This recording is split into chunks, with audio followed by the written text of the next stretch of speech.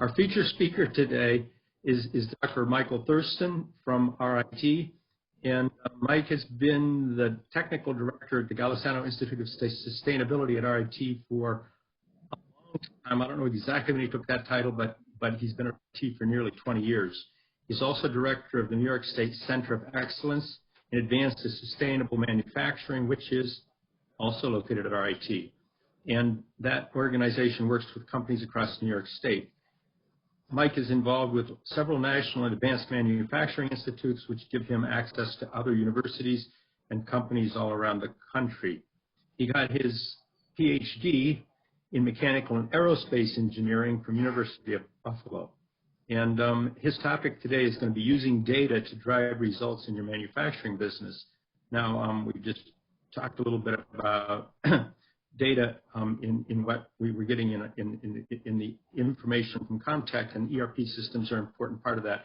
Advanced analytics and all kinds of things that go with that are things that are coming of age as computers become more powerful, and it'll be very interesting to learn what Dr. Thurston has to tell us about this. So with that, Mike, would you please take over and tell us lots of good stuff that we need to know about driving results using data. Thank you.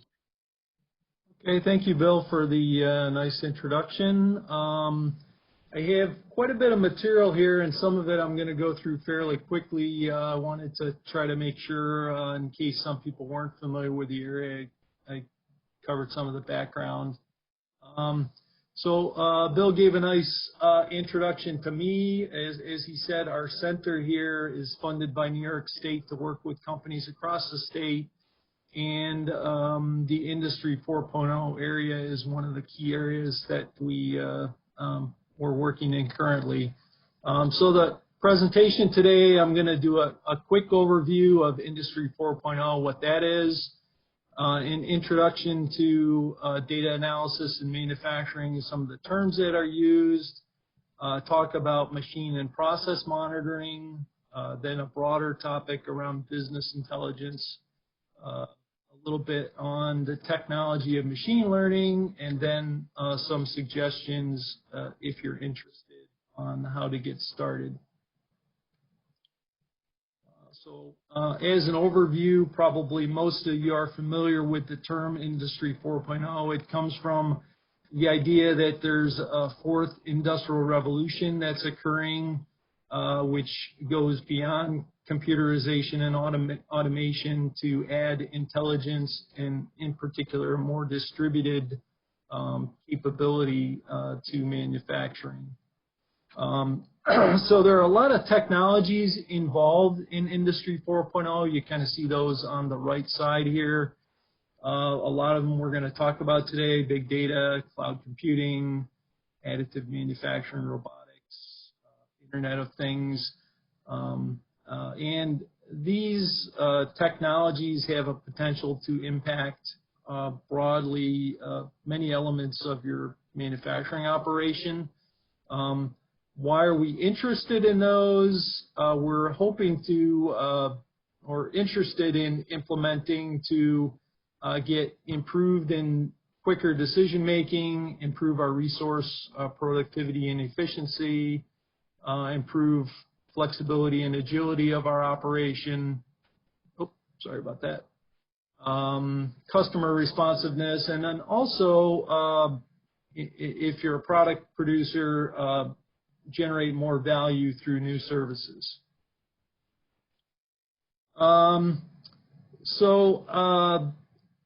Moving from kind of computerization and automation, what are the things we're looking to get from Industry 4.0 that create more value? And these, again, connect into kind of the information discussion we're going to have today. First of all, better visibility into my processes and my operation, what's happening. Then transparency and understanding of why those things are happening. The next step is being able to predict what will happen next based on patterns of current patterns.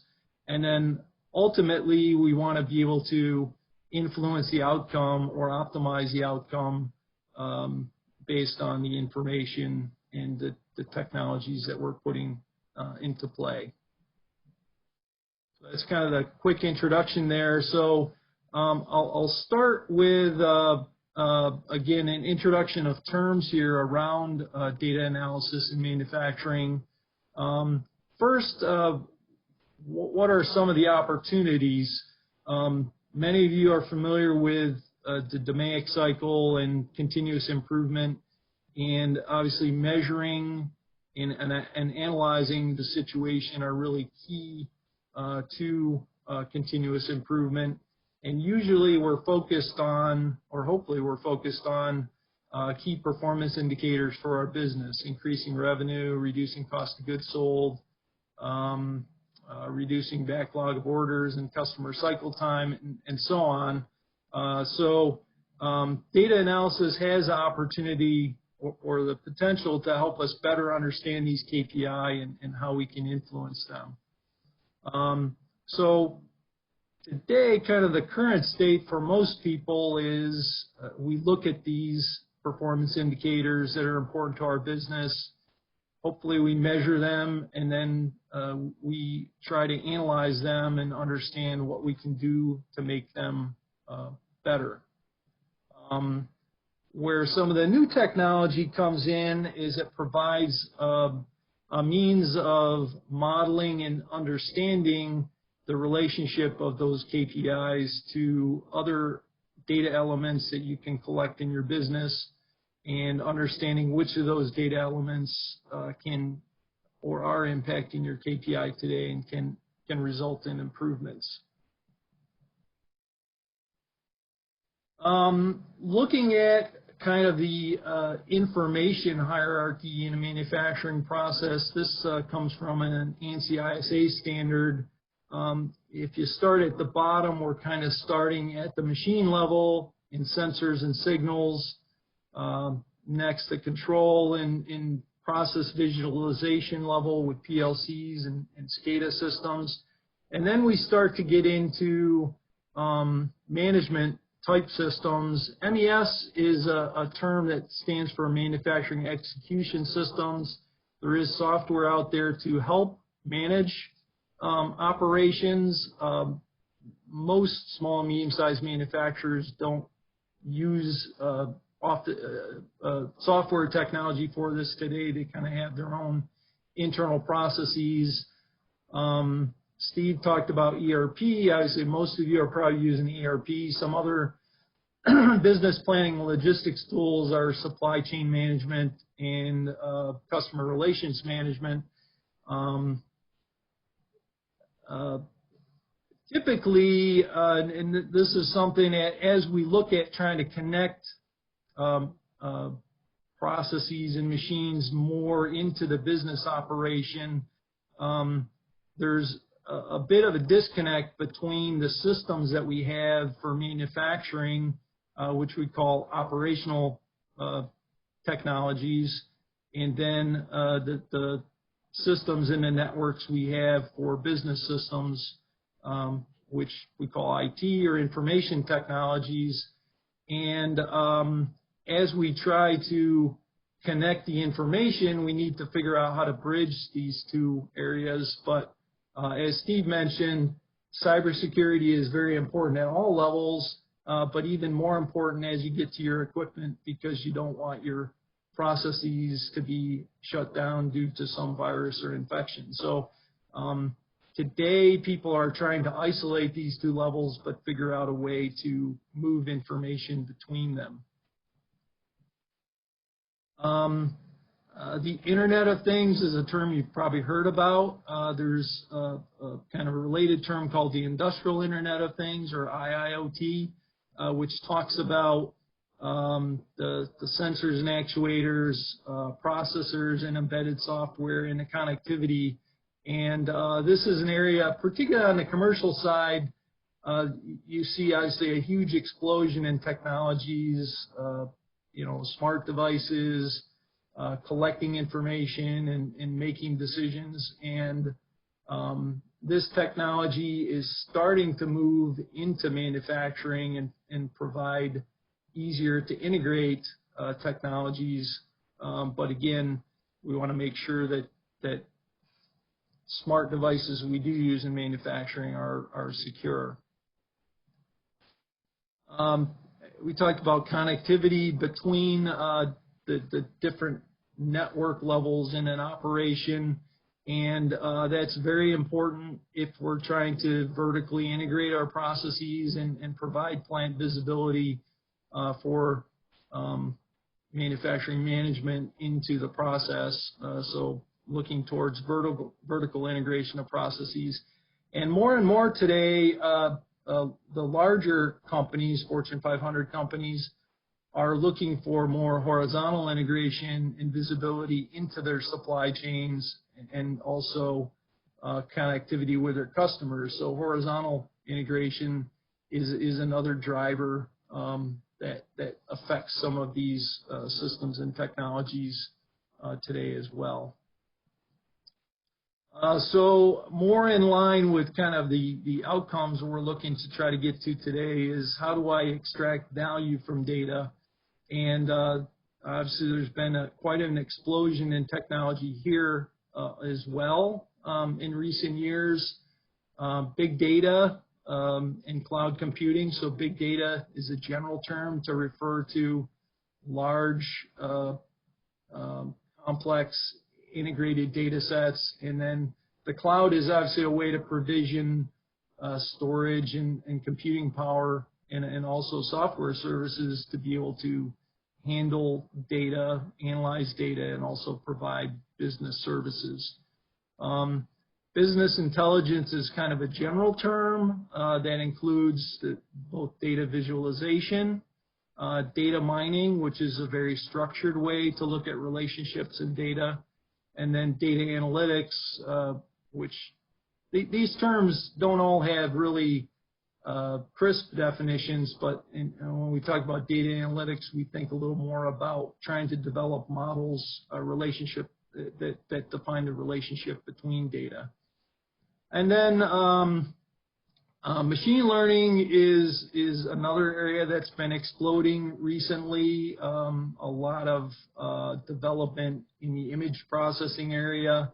And artificial intelligence, you hear more and more about that all the time. That is starting to find its way into commercial manufacturing products, but moves towards helping to automate decision making that normally would be done by a human to reduce effort and speed time. So again, these are just some technologies and some terms that I wanted to lay out before we get into a little more detail. Okay, so that was some background. Now I'll go a little deeper into machine and process monitoring. So why are we potentially interested in machine and process monitoring? What are some of the benefits that we can find? A key one that's outlined is reducing maintenance cost and downtime. So improved monitoring can lead to better preventive maintenance and also predictive maintenance, fixing things before they break based on condition, and reduce unscheduled downtime. And failures obviously can result in expensive secondary defects or other costs like quality that may be hidden for a while. So those are things we can try to improve on, which gets to the next one. There are often times within processes it's hard to isolate things that cause variation and can cause defects. Advanced analysis is a way to help you do that. And then overall, more data and quicker data on operation can also lead to improved operational effectiveness and process efficiency, including reduction in manual data collection, using machine status data to understand your operational efficiencies and also improve run rates and decrease work in process and idle time. So when we talk about monitoring a piece of equipment, obviously we have the machine or the process. We have some sensors that are pulling data off that machine. We need to digitize that information with the data acquisition system, and then to extract value, we want to have some algorithms or analysis methods to look at that data and then hopefully integrate that into our business systems. So we're trying to generate data and information flows from the process into our decision systems, utilizing, again, networking that's required, and then also some means of storing and handling that data. So how do we get connected to our machine or our process? There are increasingly machines, particularly things like CNC machines, are increasingly smarter, and many vendors have built-in machine monitoring capability, added intelligence, and also connectivity options. So they cover a wide range potentially of those different functional kind of categories I talked about. MT Connect is a open connectivity protocol which facilitates integration of machine data to business systems.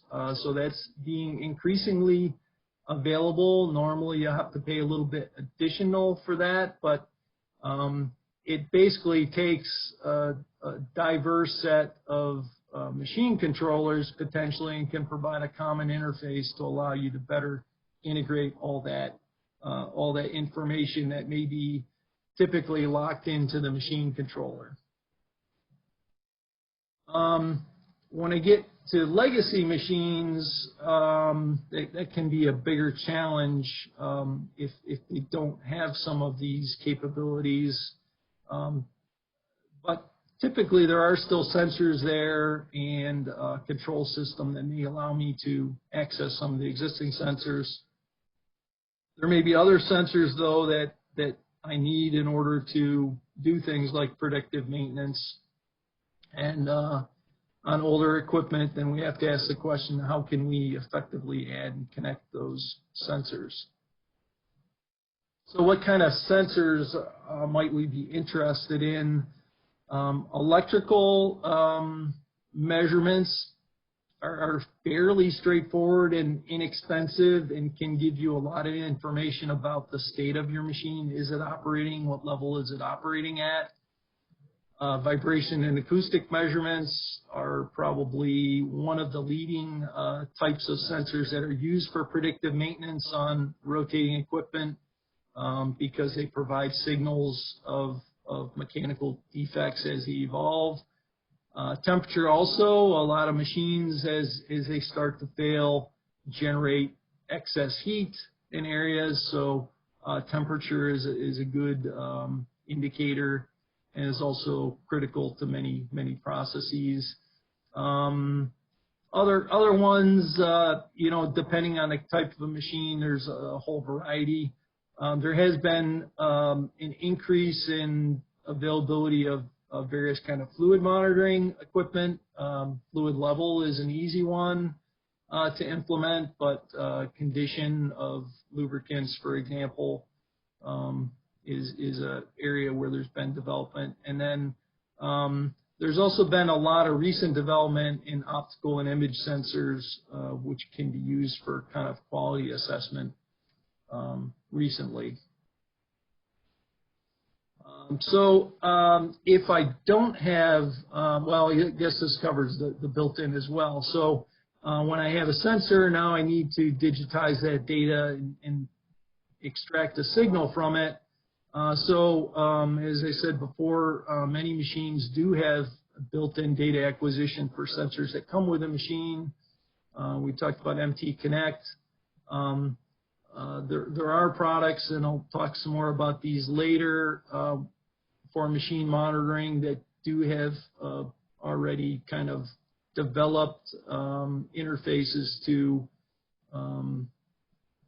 controllers that are typically used in things like a CNC machine.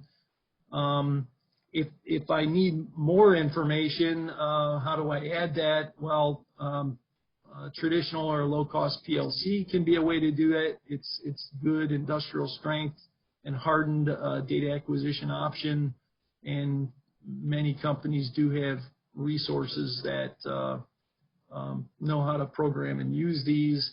With the growth in the consumer side, there are a lot of low-cost data acquisition solutions like Raspberry Pi, and they're pretty popular. Those aren't necessarily industrial strength, but for monitoring, maybe you don't need the same reliability as you do for control. A lot of these, there are a lot of open source and freeware on the internet that you can find to help you build them, but are going to be more work for you to integrate. So I mentioned a couple of these on the last slide. So there are a lot of solutions out there for machinery monitoring. These are some of the leading ones. What can those software solutions and sometimes hardware solutions, what can they do for me? Real-time machine status, is my machine up or down? How hard is it working? Alerts and notifications around different alarm levels, visualization and dashboards, preventive maintenance and asset management, maintenance management, predictive maintenance, so finding signs of failure before the failure actually occurs and has generated a problem for you, and then also remote service solutions that are offered by some vendors, or if you're an equipment supplier, you may want to provide to your customers. I kind of tried to characterize these in different buckets. Kind of general IoT connectivity solutions that can be used in this area. ThingWorx, which is actually a company that started in the Rochester area and got bought out by PTC, and OSIsoft are leading technologies. Specifically focused on manufacturing performance with machine monitoring capability. Memex and Tulip have products in that space, but really for getting at the machine data and really focused on manufacturing machines. The next group there, Machine Metrics, Factory Wiz, Factory Talk from Rockwell, are really focused on the machine side of things as opposed to the broader manufacturing side, which Memex and Tulip covered. And then there are bigger platforms for IoT and analytics, which are being used in manufacturing. Amazon Web Services IoT, Microsoft products, and Predix is a GE technology. So there are many, many options. These are not inexpensive. Just the ballpark kind of pricing is $2 to $3 and maybe $5,000 per machine per year, depending on what service and capabilities you're looking at. And depending on kind of the data acquisition capability you need to add, that would add additional cost on top of that, or could. Most of those products have visualization as part of the products. Obviously, being able to visualize the information as a manufacturing engineer or a business leader is important. So those are higher level shop floor dashboards that can give feedback to your manufacturing supervisors and shop floor workers. There's been a big growth in support for handheld devices, phones and watches and things like that to push information out. And most of these systems can send alerts by email or text.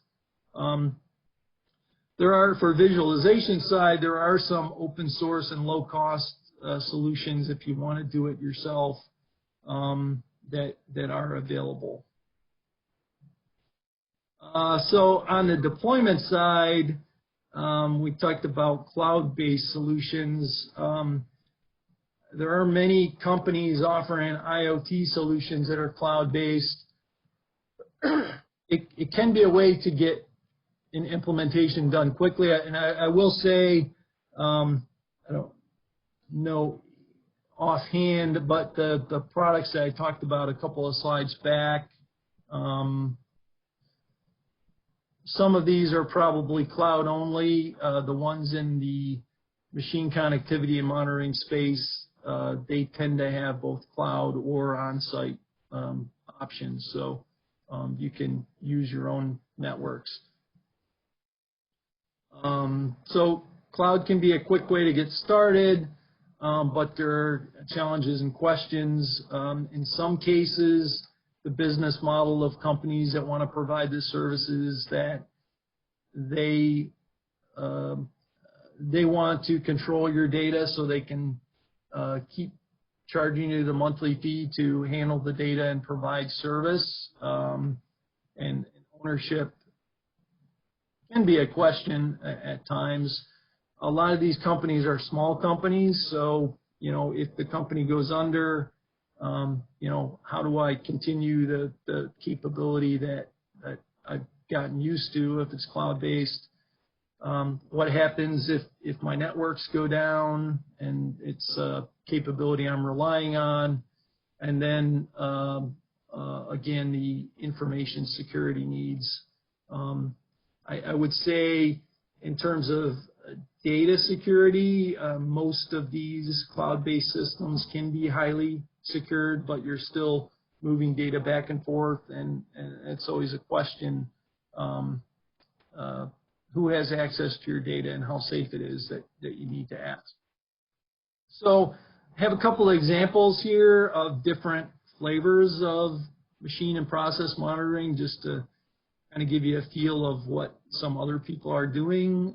So a company in Canada had a problem with maintenance on their manufacturing equipment. They utilized SAP to in advanced analytics to improve their maintenance tracking and scheduling, and improve their maintenance schedule compliance significantly, and also reduce their unplanned outages and kind of emergency maintenance. Black & Decker was trying to track more how material was flowing through their manufacturing process and what the process efficiency was. So in this case, they used a Cisco Wi-Fi tag to track material flows through the factory so that they could get very good visibility on the process efficiency in a real-time sense, and use that to improve their operational efficiency. You've probably heard of RFID. RFID is another technology that you can use, lower cost, more local, for tracking materials. On the predictive maintenance side, a company that produces compressors wanted to reduce downtime for their customers, so they implemented a solution, an IoT solution, to collect the key system data with predictive analytics to provide predictive maintenance warnings and reduced unscheduled downtime by 60%. And this example is a little broader implementation of machine and process monitoring across the enterprise. So they connected their equipment and then implemented some of these dashboards that we've been talking about, that I was talking about earlier, with mobile wearable technologies. So you can see some of the modalities there that they use for sharing information across the factory. And their kind of stated improvements are around operational efficiency and equipment effectiveness. So that was kind of a drill in more into the manufacturing operation. As you're getting that information, and even without the deeper process information, there are other opportunities to use data to great effect in your enterprise. So kind of coming back to this view, we want to be able to measure and analyze our KPIs, and then also hopefully can use these technologies to model and understand the data. So we're trying to, similar to the graph I showed earlier, move from just understanding what happened to understanding why it happened, what will happen next, and how can we influence the processes with change. So on the business side, as we said before, we have a lot of different business systems, and often they look like silos of data. And in order to really look at information across the enterprise, we need to bring these together. So there are a concept called the data warehouse that is a very structured way, if you know what kind of analysis you want to do, to integrate information from these different systems into kind of one view for analysis purposes. A newer view of how to do that is something called data lakes, which is a little looser connection of these different types of information. And this approach is maybe a little more flexible on the analysis side, and also handles unstructured data, maybe textual information better. So what can we do with business intelligence? These are some use cases that you might be interested in. How can I better identify what marketing tactics would work for my most important customers or potential new customers? Optimizing service offerings to enhance customer value. We talked about an example of that before. What actions can I take to have the greatest impact on reducing lead time? What are causes of variation in cost of goods sold? How should I allocate energy or fixed costs to jobs within my shop? What should my inventory profile be based on sales projections? So you can see there's a wide range of different types of questions that bringing data together from different systems and having ways to analyze those relationships bring. So there's a different set of tools available for business intelligence, and typically these are features they have, ways of managing, bringing the data together and data quality, the predictive capabilities, handling of text information and extracting or textual data and extracting information from that, visualization, which we saw is important, dashboarding, so we can provide that information out or through reports, etc. So this is kind of a view of software products in the business intelligence space. Some of the leaders there, Microsoft and MicroStrategies, Tableau, Click, were identified by Gartner, a consulting group, as leaders from a technology standpoint. The next two have a stronger manufacturing orientation in terms of the services that are kind of built in. And this is just a very small snapshot of some of the products that are out there, so there are many, many more. This capability is increasingly being integrated into ERP systems, and glad I have Epicor on here. They're one of the companies that are doing that in SAP. And then there are some lower end, maybe easier to use and a little less expensive options. However, to get started on this with maybe one data analyst is not hugely expensive, at least at the low end of the range. I'm going to go through this section on machine learning pretty quickly here. Just give you a little more background on some of the capability behind these systems. So in machine learning, the goal is to develop a model that can relate a number of input data elements to output data elements or states or things that we we want to know about the information. So one type of analysis is classification, and you see this in Facebook, right, that can identify people. You know, can I distinguish a cat from a dog, a car from a truck?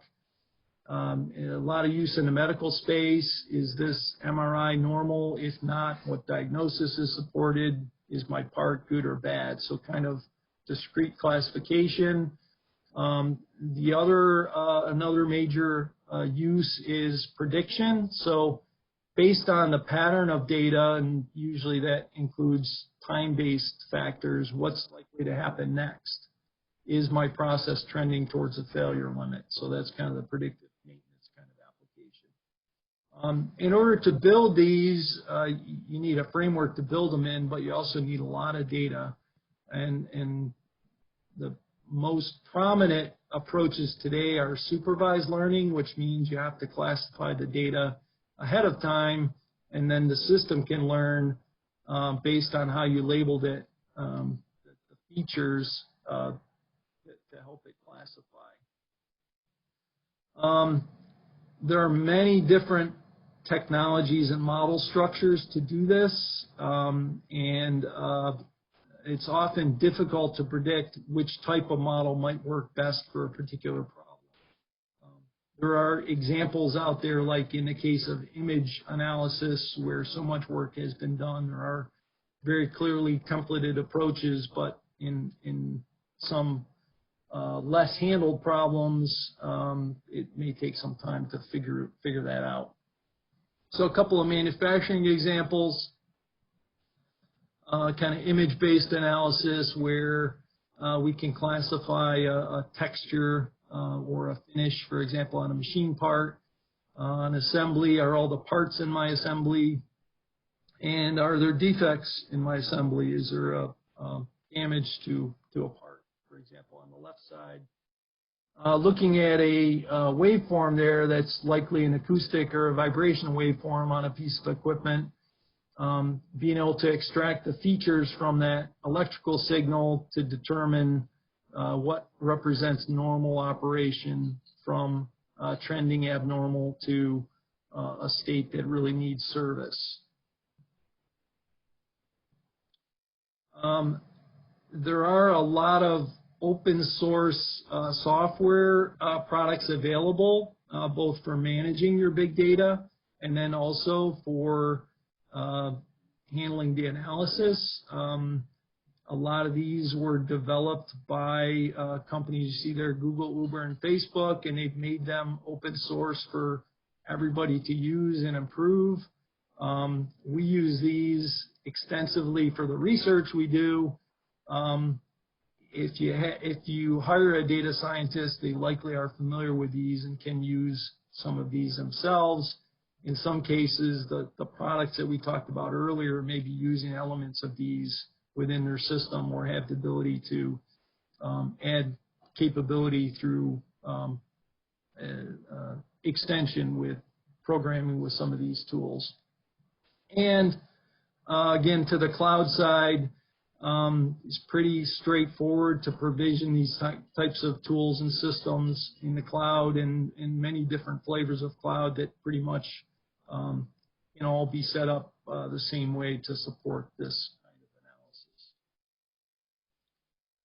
analysis. So kind of winding down here. So how should I, or how can I get started in this machine monitoring or business intelligence?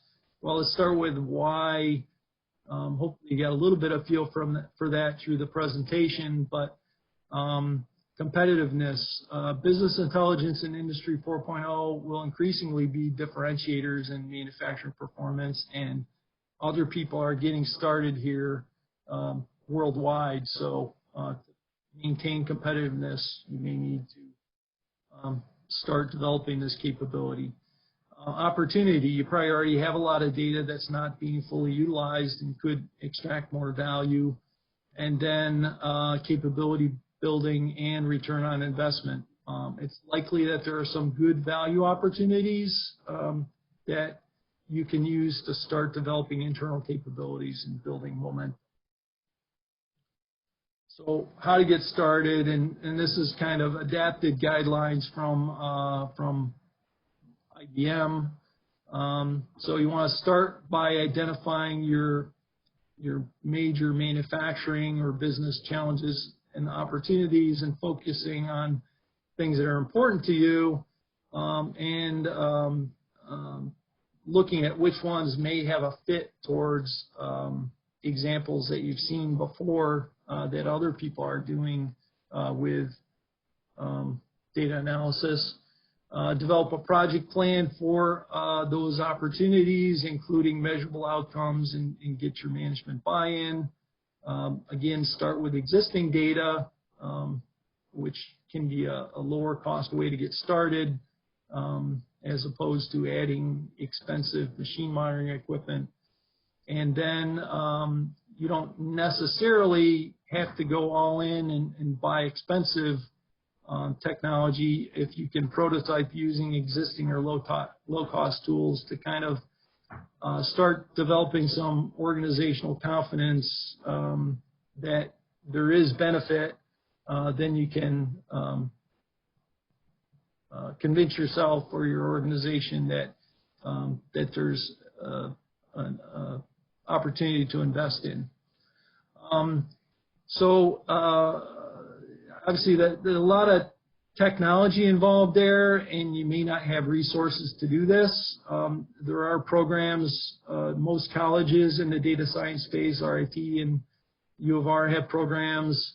You may have people that would be interested in learning new skills. And if you're working with off-the-shelf tools, they are built for people that have a technical background to be able to build them themselves. So you shouldn't be afraid of engaging your current staff, or work with a consultant to help you get started. We can help as well. So I mentioned we're a New York State Center, so we get funding from Empire State Development to help companies improve their competitiveness. And so we have a program to help companies with assessments and in particular in kind of the broad space of Industry 4.0 get started. So evaluating opportunities and approaches, providing feedback on technology or software selection or broader strategy guidance, actually working with your data to prototype machine or process monitoring or business intelligence algorithms, and then maybe also deeper Industry 4.0 oriented project support. So, you know, we're available. I have a team of about 20 staff who all come out of industry and understand manufacturing. So we'd be more than happy to come out and talk with you about your challenges and opportunities. One specific kind of near-term thing, Bill mentioned that that I'm involved with the National Manufacturing USA Network. The Digital Manufacturing Institute has an upcoming proposal call that we're looking at submitting to, and it's focused on helping small manufacturers, small and medium-sized manufacturers get started in these kind of technology implementations. The technology focus is on business process automation, IIoT, which we talked about, machine monitoring and analytics, and manufacturing execution systems that can help with your process effectiveness.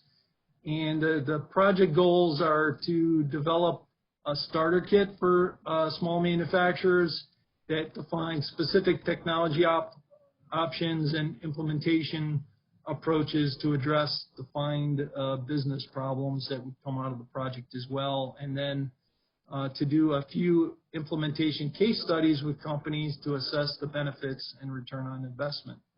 So we are looking for partners that might be interested in hosting a case study, and if it's something that you might be interested in, please reach out to me and let me know. The proposal's due the beginning of July, so we're trying to pull that together right now. And that's all I have for today. My contact information is there, and also a website link. We have a newsletter that we send out every couple of months that covers these kind of topics. So if you're interested, you can go there and sign up for our newsletter. Thank you. Thank you. We have time for a few questions. Now, there may be questions at the bottom. Naomi or Kevin has access to. I see one here. So his question, this is from Bob Coyne. Great job presenting, Mike. But what or why or who can help the organizations and offerings that RIT resources could bring to the RTMA members? So I think, at this point in time, you've sort of given your contact information as first point of contact, and then you will delegate at RIT to others, or do you have somebody else as you want as first point? No, I'm a good point of contact. Then depending on the specific focus of the question, then I kind of triage that to my staff to get back in touch with people and continue the conversation. Okay, are there other questions that anyone has? If not, you can certainly ask them later and send along by email, or you can make phone calls. So thanks again for the presentation, good information. We all love our Industry 4.0 technology as it comes along, and it's getting better as we go.